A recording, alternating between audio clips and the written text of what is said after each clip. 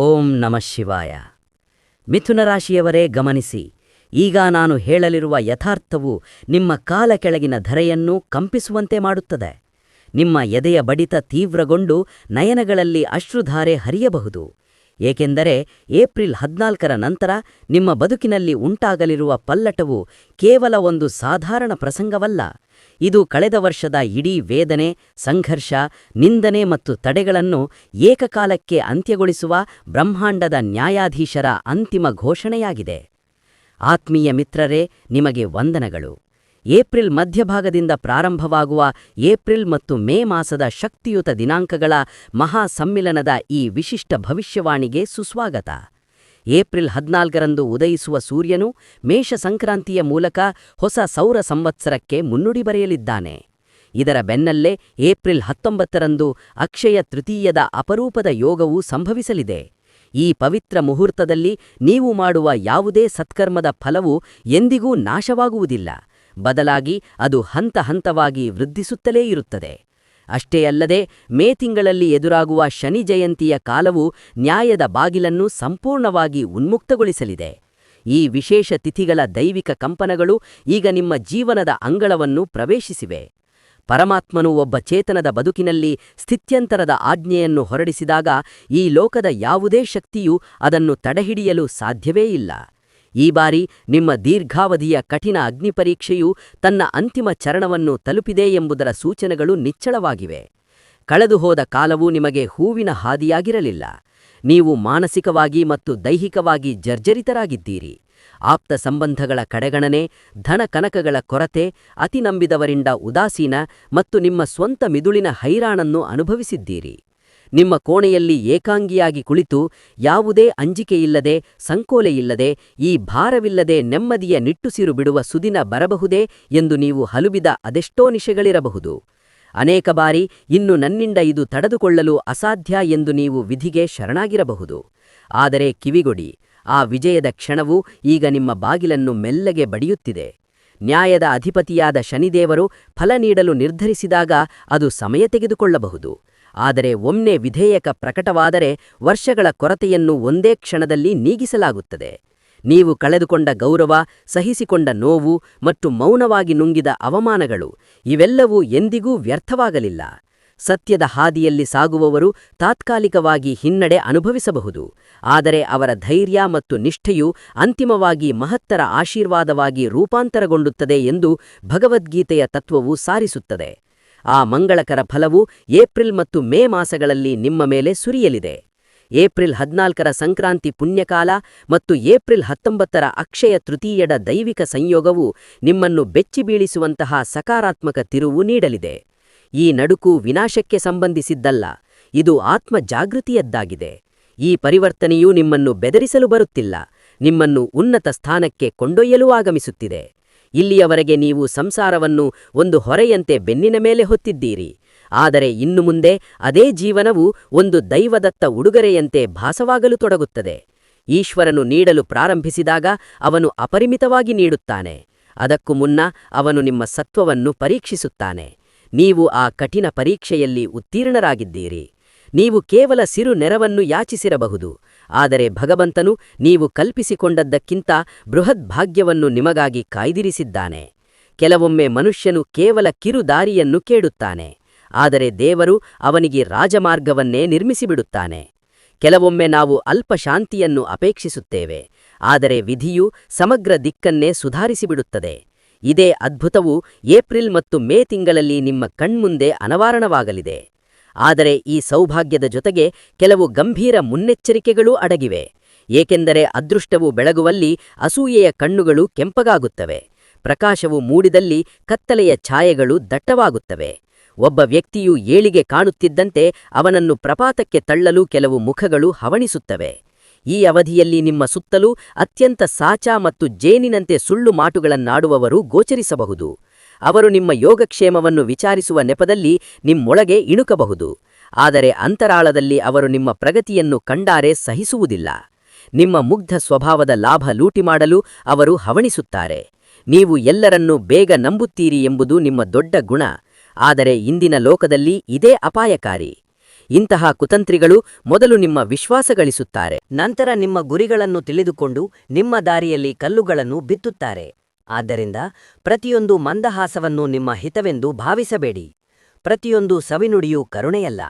ಕಾಳಜಿ ತೋರಿಸುವ ಪ್ರತಿಯೊಬ್ಬರೂ ನಿಜವಾದ ಬಂಧುಗಳಲ್ಲ ಎಂದು ತಿಳಿಯಿರಿ. ವಿವೇಕವಿಲ್ಲದ ಸಂಬಂಧಗಳು ಅಂತಿಮವಾಗಿ ದುಃಖದ ಮಡುವಿಗೆ ತಳ್ಳುತ್ತವೆ ಎಂದು ಕೃಷ್ಣ ಪರಮಾತ್ಮನು ಎಚ್ಚರಿಸಿದ್ದಾನೆ. ಈಗ ನೀವು ಜನರನ್ನು ಪರೀಕ್ಷಿಸಿ ನಿಕಟವಾಗಲು ಕಲಿಯಬೇಕು. ಮತ್ತೊಂದು ಪ್ರಮುಖ ಎಚ್ಚರಿಕೆ ನಿಮ್ಮ ಅತೀವ ಸೆಂಟಿಮೆಂಟ್ ಬಗ್ಗೆ. ನೀವು ಪರರ ಸಂಕಷ್ಟವನ್ನು ತನ್ನದಾಗಿಸಿಕೊಳ್ಳುವ ವಿಶಾಲ ಹೃದಯಗಳು. ಯಾರಾದರೂ ತೊಂದರೆಯಲ್ಲಿದ್ದಾರೆ ಎಂದ ಕೂಡಲೇ ನೀವು ಎಲ್ಲವನ್ನೂ ಬಿಟ್ಟು ಧಾವಿಸುತ್ತೀರಿ. ಆದರೆ ಇದು ಕಪಟ ಕಲಿಯುಗ ಮಿತ್ರರೇ. ಎಲ್ಲರ ಅಂತರಂಗವೂ ನಿಮ್ಮಷ್ಟು ಪವಿತ್ರವಾಗಿರುವುದಿಲ್ಲ. ಅನೇಕರು ನಿಮ್ಮ ಈ ಕರುಣೆಯನ್ನು ಆಯುಧವಾಗಿ ಬಳಸಿಕೊಂಡು ನಂತರ ಬೆನ್ನಿಗೆ ಚೂರಿ ಹಾಕುತ್ತಾರೆ. ನೀವು ಕೇವಲ ಮರುಕದಿಂದ ಯೋಚಿಸುವ ಬದಲು ವಿವೇಕದ ಕಣ್ಣಿನಿಂದ ನೋಡಬೇಕು. ಏಪ್ರಿಲ್ ಅಥವಾ ಮೇ ತಿಂಗಳಲ್ಲಿ ಯಾರಾದರೂ ಅತಿಯಾದ ನಿಕಟತೆ ಅಥವಾ ಬಣ್ಣದ ಭರವಸೆಯೊಂದಿಗೆ ಅಂಟಿಕೊಂಡರೆ ತಕ್ಷಣ ಆಪ್ತರಾಗಬೇಡಿ. ಸ್ವಲ್ಪ ವಿರಾಮ ನೀಡಿ, ಅವರ ವರ್ತನೆ ಗಮನಿಸಿ ಮತ್ತು ಕಾಲಕ್ಕೆ ಅವಕಾಶ ನೀಡಿ. ಕೃತಕ ಬಾಂಧವ್ಯವು ಬೇಗನೆ ಬೆಳೆಯುತ್ತದೆ, ಆದರೆ ನೈಜ ಸಂಬಂಧಕ್ಕೆ ಪಕ್ವತೆ ಬೇಕಾಗುತ್ತದೆ. ಈ ದಿನಗಳಲ್ಲಿ ನಿಮ್ಮ ಬೆಲೆಬಾಳುವ ಆಸ್ತಿಪಾಸ್ತಿಗಳನ್ನು ಯಾರಿಗೂ ಹಸ್ತಾಂತರಿಸಬೇಡಿ. ಅದು ಚಿನ್ನಾಭರಣ ಇರಲಿ, ನಗದು ಇರಲಿ ಅಥವಾ ವಾಹನ ಮತ್ತು ಆಸ್ತಿ ಪತ್ರಗಳೇ ಇರಲಿ.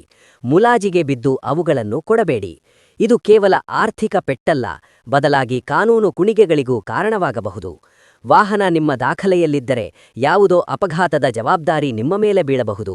ಆದ್ದರಿಂದ ಧರ್ಮವಂತರಾಗಿರಿ, ಆದರೆ ಜಾಣತನ ಮರೆಯಬೇಡಿ. ನಿಮ್ಮ ಜಾಗರೂಕತೆಯ ಕವಚವನ್ನು ಎಂದಿಗೂ ಸಡಿಲಗೊಳಿಸಬೇಡಿ. ಈ ಮಾಸಗಳ ಪ್ರಭಾವವು ಕೇವಲ ಬಾಹ್ಯ ಪರಿಸರಕ್ಕೆ ಸೀಮಿತವಲ್ಲ, ಇದು ನಿಮ್ಮ ಆಂತರಿಕ ಚಿಂತನಾ ಲಹರಿಯನ್ನೇ ಬದಲಿಸಲಿದೆ. ಹಿಂದೆ ನೀವು ಅನುಭವಿಸಿದ ಅತಿದೊಡ್ಡ ಪೆಟ್ಟು ಕೇವಲ ಹಣದ್ದಲ್ಲ, ಅದು ಘನತೆಯದ್ದಾಗಿತ್ತು. ಜನರು ನಿಮ್ಮನ್ನು ಹಗುರವಾಗಿ ಕಂಡಾಗ ನೀವು ಒಳಗೊಳಗೆ ಕುಸಿದು ಹೋಗಿದ್ದಿರಿ. ಆದರೆ ಈಗ ಶನಿದೇವನ ನ್ಯಾಯದ ಫಲವು ನಿಮ್ಮ ಕಳೆದುಹೋದ ಅಸ್ಮಿತೆಯನ್ನು ಮರಳಿ ಪ್ರತಿಷ್ಠಾಪಿಸಲಿದೆ. ನೀವು ಮೊದಲಿನಷ್ಟು ಅಸಹಾಯಕರಲ್ಲ ಎಂಬ ಕಿಚ್ಚು ನಿಮ್ಮಲ್ಲಿ ಮೂಡಲಿದೆ. ನಿಮ್ಮ ಅಂತರಾತ್ಮವು ನಾನು ಬಗ್ಗುವುದಿಲ್ಲ ಎಂದು ಗರ್ಜಿಸಲು ಆರಂಭಿಸುತ್ತದೆ. ಇದು ನಿಮ್ಮ ಕಡು ಕಷ್ಟದ ದಿನಗಳು ಮುಕ್ತಾಯವಾಗುತ್ತಿವೆ ಎಂಬುದರ ಲಕ್ಷಣ. ಈ ಮಧ್ಯೆ ಅಪರಿಚಿತ ವ್ಯಕ್ತಿಯೊಬ್ಬರು ನಿಮ್ಮ ಬದುಕಿಗೆ ಪ್ರವೇಶಿಸಬಹುದು. ಅವರು ಯಾವುದೋ ಅನಿರೀಕ್ಷಿತ ಮೂಲದ ಮೂಲಕ ಕಣ್ಮುಂದೆ ಬಂದು ನಿಲ್ಲುತ್ತಾರೆ. ಮಿತ್ರನಂತೆ ಅಥವಾ ಸಣ್ಣ ನೆರವಿನ ನೆಪದಲ್ಲಿ ಬರಬಹುದು. ಆರಂಭದಲ್ಲಿ ಅವರು ತುಂಬಾ ಸಾಂತ್ವನ ನೀಡುವಂತೆ ನಟಿಸುತ್ತಾರೆ. ನನ್ನ ಕಷ್ಟ ಅರಿಯುವವರು ಬಂದಿದ್ದಾರೆ ಎಂದು ನಿಮಗೆ ಭಾಸವಾಗಬಹುದು. ಆದರೆ ಇಲ್ಲೇ ನೀವು ನಿಧಾನಿಸಬೇಕು. ಪ್ರತಿಯೊಂದು ಹೊಸ ಸಂಪರ್ಕವೂ ಭಾಗ್ಯವಲ್ಲ, ಕೆಲವು ಕೇವಲ ಕರ್ಮದ ಪರೀಕ್ಷೆಗಳಾಗಿರುತ್ತವೆ. ಆದ್ದರಿಂದ ತಕ್ಷಣ ಎಲ್ಲವನ್ನೂ ತೆರೆದಿಡಬೇಡಿ.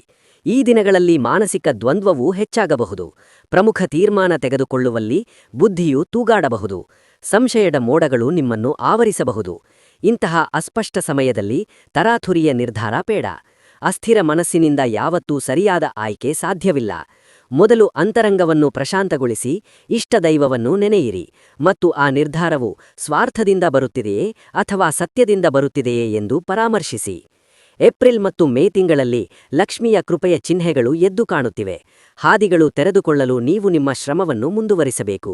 ಭಾಗ್ಯವು ನಿಮ್ಮ ಬಾಗಿಲಿಗೆ ಬಂದರೂ ಅದನ್ನು ಸ್ವೀಕರಿಸಲು ನೀವು ಸಿದ್ಧರಿರಬೇಕು. ನೂತನ ಉದ್ಯೋಗ ಅಥವಾ ಆದಾಯದ ಮಾರ್ಗಗಳನ್ನು ಶೋಧಿಸಿ. ಯಾವ ಕೆಲಸವನ್ನು ತುಚ್ಛವಾಗಿ ಕಾಣಬೇಡಿ. ದೊಡ್ಡ ಸಮೃದ್ಧಿಯು ಯಾವಾಗಲೂ ಸಣ್ಣ ಪ್ರಯತ್ನಗಳಿಂದಲೇ ಚಿಗುರುತ್ತದೆ. ಈ ಕಾಲಘಟ್ಟವು ನಿಮ್ಮನ್ನು ವಿಶಾಲವಾಗಿ ಆಲೋಚಿಸಲು ಪ್ರಚೋದಿಸುತ್ತಿದೆ. ಇಲ್ಲಿಯವರೆಗೆ ಉಸಿರಾಡಲು ಹೋರಾಡಿದ್ದೀರಿ, ಇನ್ನು ಮುಂದೆ ಸಾಮ್ರಾಜ್ಯ ನಿರ್ಮಿಸಲು ಯೋಚಿಸಿ. ಸಂಕುಚಿತ ಆಲೋಚನೆ ಸಂಕುಚಿತ ಫಲ ನೀಡುತ್ತದೆ. ಧೈರ್ಯದ ಹೆಜ್ಜೆ ಮತ್ತು ಕ್ಷಮೆ ದೊಡ್ಡ ಪವಾಡಗಳನ್ನು ಮಾಡುತ್ತದೆ. ಕೌಟುಂಬಿಕ ವಲಯದಲ್ಲಿ ಸಣ್ಣಪುಟ್ಟ ಕಸಿವಿಸಿಗಳು ಉಂಟಾಗಬಹುದು. ಕ್ಷುಲ್ಲಕ ವಿಚಾರಗಳನ್ನು ಬೆಟ್ಟದಷ್ಟು ಮಾಡಬೇಡಿ. ಗೃಹದ ಪರಿಸರ ಹಸನಾಗಿದ್ದರೆ ದೈವಿಕ ಶಕ್ತಿ ನೆಲೆಸುತ್ತದೆ. ವಿಶೇಷವಾಗಿ ನಿಮ್ಮ ಬಾಳಸಾಂಗಾತಿಯನ್ನು ಗೌರವದ ದೃಷ್ಟಿಯಿಂದ ನೋಡಿ. ಅವರು ನಿಮ್ಮ ಹಣೆಬರಹದ ಭದ್ರ ಸ್ತಂಭವಾಗಿದ್ದಾರೆ. ಸಂಗಾತಿಯ ಮನಸ್ಸು ಹಗುರವಾಗಿದ್ದಾಗ ಮನೆಯಲ್ಲಿ ಅದೃಷ್ಟದ ಹರಿವು ಸುಗಮವಾಗುತ್ತದೆ. ನಿಮ್ಮ ದೈಹಿಕ ಆರೋಗ್ಯದ ಬಗ್ಗೆಯೂ ಹೆಚ್ಚಿನ ನಿಗಾ ಇರಲಿ. ಅವಸರ ಮತ್ತು ಮಾನಸಿಕ ಆಯಾಸವು ಅಶಾಂತಿ ತರಬಹುದು. ನಿಮ್ಮ ಸಿಟ್ಟನ್ನು ಮುಗ್ಧ ಮಕ್ಕಳ ಅಥವಾ ಮನೆಯವರ ಮೇಲೆ ಸುರಿಯಬೇಡಿ. ಸಾತ್ವಿಕ ಆಹಾರ ಮತ್ತು ಪೂರ್ಣ ನಿದ್ರೆಯ ಕಡೆಗೆ ಗಮನಹರಿಸಿ. ರೋಗಗ್ರಸ್ತ ದೇಹವು ದೊಡ್ಡ ಸಂಪತ್ತನ್ನು ಆಸ್ವಾದಿಸಲು ಅಸಮರ್ಥವಾಗುತ್ತದೆ. ಈ ದಿನಗಳಲ್ಲಿ ಯಾರಿಗೂ ಕೈಗಡ ಸಾಲ ಕೊಡಬೇಡಿ ಮತ್ತು ಸಾಲ ಮಾಡಬೇಡಿ. ಋಣ ನಿಮ್ಮ ಉನ್ನತಿಯನ್ನು ಕಟ್ಟಿಹಾಕುತ್ತದೆ. ಇಲ್ಲಿಯವರೆಗೆ ತಾಳ್ಮೆಯಿಂದ ಇದ್ದಕ್ಕೆ ಫಲ ಸಿಗುವ ಮುಹೂರ್ತವಿದು. ಆರ್ಥಿಕ ಚೈತನ್ಯ, ಗೌರವದ ಮರುಸ್ಥಾಪನೆ ಮತ್ತು ಕಳೆದುಹೋದ ಆತ್ಮವಿಶ್ವಾಸದ ಮರಳುವಿಕೆಗೆ ನೀವು ಹಸಿದಿರಬೇಕು. ನಿಮ್ಮ ಗುಟ್ಟನ್ನು ನಿಮ್ಮ ಎದೆಯೊಳಗೆ ಇಟ್ಟುಕೊಳ್ಳಿ. ಪದೇ ಪದೇ ಹಳೆಯ ಕಹಿ ಘಟನೆಗಳನ್ನೇ ಸ್ಮರಿಸಬೇಡಿ. ನಿಮ್ಮನ್ನು ತುಳಿದವರನ್ನು ವಿಧಿಗೆ ಬಿಟ್ಟು ಮುನ್ನಡೆಯಿರಿ. ಕಳೆದ 3 ವರ್ಷದ ಸಂಕಟದ ಹಿಂದಿನ ವಾಸ್ತವಿಕ ಉದ್ದೇಶ ಈಗ ನಿಮಗೆ ತಿಳಿಯಲಿದೆ. ಈಗ ಮೌನ ಮತ್ತು ಗೌಪ್ಯತೆಯೇ ನಿಮ್ಮ ಶಕ್ತಿಪೂರ್ಣ ರಕ್ಷಣಾ ಕವಚ. ಯಾರನ್ನು ಸುಲಭವಾಗಿ ನಂಬಬೇಡಿ. ನಿಮ್ಮ ಗುರಿಗಳನ್ನು ಸಿದ್ಧವಾಗುವ ಮುನ್ನ ಸಾರಬೇಡಿ. ದೈವಭಕ್ತಿ ಮತ್ತು ಸಂಸ್ಕಾರವನ್ನು ಬಿಡಬೇಡಿ. ನಿಮ್ಮ ಅಳಲನ್ನು ಜನರ ಮುಂದೆ ತೋಡಬೇಡಿ. ಸನ್ನಿಧಾನದಲ್ಲಿ ಕುಳಿತು ಮೌನವಾಗಿ ಪ್ರಾರ್ಥಿಸಿ. ನಿಮ್ಮ ಏಳಿಗೆಯನ್ನು ಕಂಡು ಕರುಗುವ ವ್ಯಕ್ತಿಯು ನಿಮ್ಮ ಆಪ್ತ ವಲಯದಲ್ಲೇ ಇದ್ದಾನೆ. ಅವರನ್ನು ಸೂಕ್ಷ್ಮವಾಗಿ ಗಮನಿಸಿ ದೂರವಿರಿ. ಈ ಮಾಸಗಳಲ್ಲಿ ನೀವು ಮಾನಸಿಕ ನಿರಾಳತೆ, ಆರ್ಥಿಕ ಮುನ್ನಡೆ ಮತ್ತು ಸಂಬಂಧಗಳ ಸುಧಾರಣೆಯ ಹಲವು ಸಕಾರಾತ್ಮಕ ಲಕ್ಷಣಗಳನ್ನು ಕಾಣಲಿದ್ದೀರಿ. ಜಾಗರೂಕತೆಯಿಂದ ಹೆಜ್ಜೆಯಿಡಿ. ವಿಶೇಷವಾಗಿ ಶುಚಿಯಾಗಿ ದೀಪ ಬೆಳಗಿ 11 ಬಾರಿ ನಮಃ ಶಿವಾಯ ಮಂತ್ರವನ್ನು ಪಠಿಸಿ. ಶನಿದೇವನಲ್ಲಿ ಶರಣಾಗಿ ನಿಮ್ಮ ತಿಳಿಯದ ತಪ್ಪುಗಳನ್ನು ಕ್ಷಮಿಸಲು ಆರ್ತವಾಗಿ ಬೇಡಿ. ಸಂಸಾರ ರಕ್ಷಣೆಗಾಗಿ ಆದಿಶಕ್ತಿಯನ್ನು ಸ್ಮರಿಸಿ. ನಿಮ್ಮ ಕಾಲಚಕ್ರ ತಿರುಗುತ್ತಿದೆ ಎಂದು ಮನಸ ನಂಬಿ. ಈ ಹೊಸ ಪರ್ವವು ಕೇವಲ ಹಣದ ವಿಷಯವಲ್ಲ, ಇದು ಕಳೆದುಹೋದ ಮಾನ ಮತ್ತು ಪ್ರಬುದ್ಧತೆಯ ಪುನರಾಗಮನ. ಪ್ರತಿಯೊಂದು ಸಣ್ಣ ಅವಕಾಶವನ್ನು ಪೂಜ್ಯ ಭಾವದಿಂದ ಸ್ವೀಕರಿಸಿ. ಅಪರಿಚಿತರನ್ನು ಒಮ್ಮೆಲ್ಲೇ ನಂಬದೆ ಶಿವ, ಪಾರ್ವತಿ ಮತ್ತು ಶನಿದೇವರನ್ನು ಧ್ಯಾನಿಸುತ್ತಾ ಸಾಗಿ. ಇದರಿಂದ ನಿಮ್ಮ ಅದೃಷ್ಟವು ಸ್ಥಿರವಾಗಿ ಬೇರೂರುತ್ತದೆ. ನಿಮ್ಮ ಮನೆಯಲ್ಲಿ ಸಕಲ ಐಶ್ವರ್ಯ ನೆಲೆಸಲಿ. ಜೈ ಶ್ರೀ ಮಹಾದೇವ.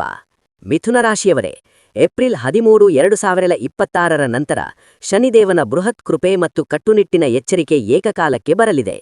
ಏಪ್ರಿಲ್ ಅಂತ್ಯದಿಂದ ಮೇ ತಿಂಗಳು ಪೂರ್ತಿ ನಿಮ್ಮ ಜೀವನದ ಚಿತ್ರಣವೇ ಅದಲು ಬದಲಾಗಲಿದೆ. ಒಂದು ಕಡೆ ಮಾನಹಾನಿ ಮತ್ತು ರಹಸ್ಯ ವೈರಿಗಳ ಜಾಲವಿದ್ದರೆ, ಇನ್ನೊಂದು ಕಡೆ ಅನಿರೀಕ್ಷಿತ ಧನ, ಕನಕ ಮತ್ತು ಗೌರವದ ಹೊಳೆಯಿದೆ. ನಿಮ್ಮನ್ನು ಹೀಯಾಳಿಸಿದವರು ಪಶ್ಚಾತ್ತಾಪದ ಬೆಂಕಿಯಲ್ಲಿ ಬೇಯಲಿದ್ದಾರೆ. ನಿಮ್ಮ ಕೀರ್ತಿಯು ಅಚ್ಚರಿಯ ಎತ್ತರಕ್ಕೆ ಜಿಗಿಯಲಿದೆ. ದಶಕಗಳ ಬರಗಾಲ ನೀಗಿ ಹರ್ಷವು ಹೊಸ್ತಿಲಿಗೆ ಬರಲಿದೆ. ಆದರೆ ನಿಮಗೆ ಅತ್ಯಂತ ನಿಕಟವಾಗಿರುವವರೇ ನಿಮ್ಮ ಸಂಪತ್ತಿನ ಮೇಲೆ ಕಣ್ಣಿಟ್ಟಿರಬಹುದು. ಹುಷಾರಾಗಿರಿ. ಕೋರ್ಟ್ ಕಚೇರಿ ವಿಚಾರಗಳಿಂದ ದೂರವಿರಿ ಮತ್ತು ಪ್ರಯಾಣ, ಬೆಂಕಿ, ಕರೆಂಟ್ ವಿಷಯದಲ್ಲಿ ಅತ್ಯಂತ ಎಚ್ಚರದಿಂದಿರಿ.